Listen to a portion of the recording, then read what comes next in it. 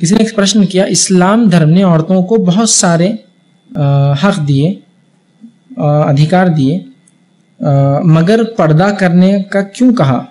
क्योंकि पर्दा इनकी प्रोग्रेस में एक रुकावट है, क्योंकि पर्दा करके professional field such as medicine, teaching etcetera में वो पर्दा करके सोसाइटी में मूव नहीं कर सकती, क्योंकि ये बैकवर्डनेस बताता है। किसी ने एक प्रश्न किया कि इस्लाम ने इतने सारे अधिकार औरतों को दिए, स्त्रियों को दिए, ये पर्दा उनको क्यों कहा? इससे वो बैकवर्ड हो जाते हैं, ये प्रोग्रेस, उनके प्रोग्रेस में आड़ है, और जो है प्रोफेशनल फील्ड में कोई स्त्री नहीं जा सकती अगर वो पर्दा करे, तो इसका क्या है? तो सबसे पहली चीज तो मैं ये बता दूं कि इस्लाम ने, जैसा कि मैंने शुरू में कहा, स्त्री और पुरुष दोनों के हक बताए, दोनों के अधिकार बताए और दोनों को बराबर कहा। लेकिन बराबर का माना ये नहीं कि बिल्कुल समान हर चीज में बराबर, ठीक, बराबर दी। अगर एक औरत कोई अच्छा कार्य करती है उसको पुण्य मिलेगा, एक बुरा कार्य करती है उसको उतना ही पाप मिलेगा। बहुत सारे काम जो पुरुष करते स्त्री करे उसको सवाब मिलेगा, हर काम कर सकती है। लेकिन हूबहू नहीं बनाया ईश्वर ने दोनों के हक, हूबहू नहीं, एक जैसे सिमिलर नहीं, इसलिए कि दोनों साइकोलॉजिकली, बायोलॉजिकली, फिजिकली अलग है, तो कुछ ना कुछ तो राइट्स अलग अलग होंगे। अब आइए, पर्दे का इस्लाम ने क्यों औरतों को जो हक दिया? मैं एक प्रश्न करता हूं, बहुत से लोग इसका मुझसे प्रश्न करते पर्दे के बारे में, पर्दा प्रोग्रेस में आड़ है।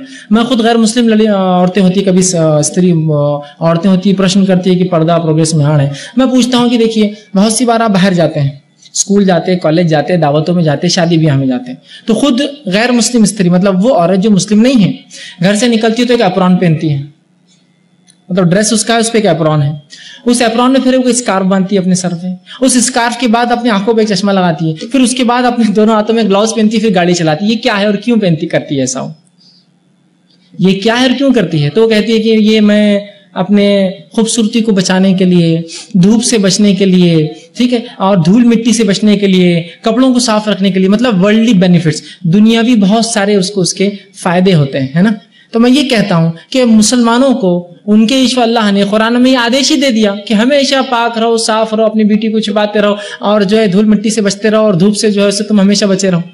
हम रिलीजियस पॉइंट ऑफ व्यू से पहन रहे हैं, आप वर्ल्डली पॉइंट ऑफ व्यू से पहन रहे हैं, पहन तो दोनों रहे, दोनों पहन रहे हैं। आप देखिए, कभी कभार तो खुद मुसलमान लड़कियों को जो है शर्म आती है नॉन मुस्लिम लड़कियों को देखकर कि वो मुसलमानों ज्यादा पर्दा कर लेती है। इतना जबरदस्त स्कार्फ टाइट बांधा हुआ सर पे, जबरदस्त गॉगल लगाया हुआ, लंबा एक एप्रॉन है, हाथों में लंबे लंबे ग्लव्स है, ये क्या है? पर्दा तो है। आप उसको वर्ल्डली बेनिफिट के लिए बने, इस्लाम ने इसको किया। दूसरा, इसके बहुत सारे फायदे स्त्रियों के लिए, इसलिए इस्लाम ने ये इनके लिए अनिवार्य किया, एक औरत के लिए जो बालिग हो जाए कि वो जो है करे, पर्दा करे। पर्दा कहीं भी आपकी ना एजुकेशन में आड़ है, नहीं आपके प्रोग्रेस में आड़ है, नहीं आपके प्रोफेशनलिज्म में आड़ है। हाँ, अगर किसी की इच्छा और उसका मकसद काम है तो एक स्त्री, एक औरत बुर्खे में रह के भी कर सकती है काम। लेकिन अगर किसी की इच्छा कुछ और है तो उसके लिए तो फिर आपका बुर्खा आड़ है, आपका पर्दा आड़ी होंगे ना उसके लिए, तो इट इज अ इशू। मुझे बताइए, अगर एक लेडी है, वो आपको ऑपरेशन करती है, जो चेहरे पे पूरा मास्क लगा लेती है, सर के बाल पूरे ढक लेती है, हाथों में लंबे लंबे ग्लव्स पहन लेती है, ग्रीन कलर का एप्रॉन पहन लेती है, तो क्या उस डॉक्टर स्त्री को भी आप बोलेंगे ये सब हटाओ, ये आड़ बन रहा है मेरे और तुम में, हटाइए, पहले सर पे से निकालिए, मुंह पे जो आपने बांधा? वो कहेंगे मेरे सेफ्टी के लिए है, मैं डॉक्टर हूं, बीमारियां होती है, जरासीम होते हैं, डिसीजेस कुछ भी होता है, ट्रांसफर हो जाए ना, तो क्या आप बोलेंगे नहीं मैं जब तक नहीं करूंगा जब तक कि आप नहीं होता, इसलिए कि तो प्रोग्रेस में आड़े।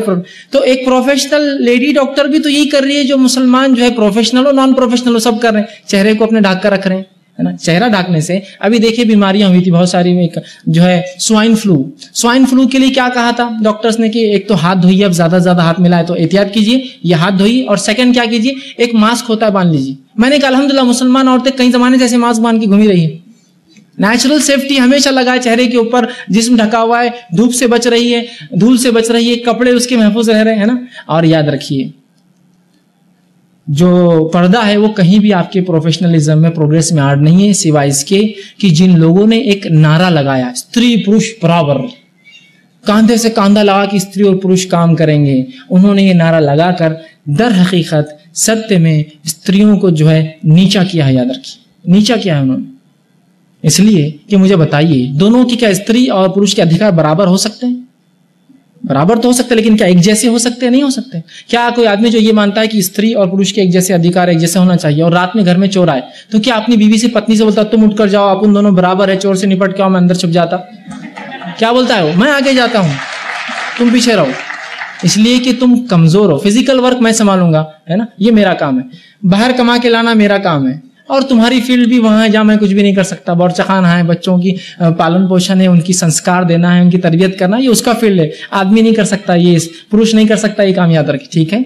तो पर्दा कहीं भी आड़ नहीं है, सिवाय उन लोगों के लिए जो अपने दिल में बुराई रखते हैं, उन्होंने इस पर्दे को आपके लिए आड़ बना दिया है, यह हकीकत में आड़ नहीं, याद रखिए। यही वो पर्दा था जिसकी वजह से इस्लाम ने स्त्रियों को इतने अधिकार दे दिए, कहा पर्दे में रहकर right to vote, right to सब करो तुम काम, जबकि दुनिया ने राइट्स नहीं दिए थे। यूरोप ने 1850 के बाद वो औरतों को जो राइट टू वोट दिया, इस्लाम ने 1450 ईयर्स बैक जो है राइट टू वोट दिया उनको, राइट टू एजुकेशन दिया, राइट टू लिव दिया, सब राइट दिए। लेकिन साथ में ये कहा देखो तुम जो है नाजुक होती हो, तुम ज्यादा नहीं समझ सकती हो दुनिया की, लोग बहुत बुरे हैं दुनिया में, तो तुम जब बाहर जाओ तो अपने आप को ढाक लिया करो। अब मैं ये सवाल करता हूँ, प्रश्न करता हूँ, हर धर्म के जो भी लोग हैं, जो धर्म को मानते हैं, हर धर्म में पर्दा कुछ ना कुछ है या नहीं है?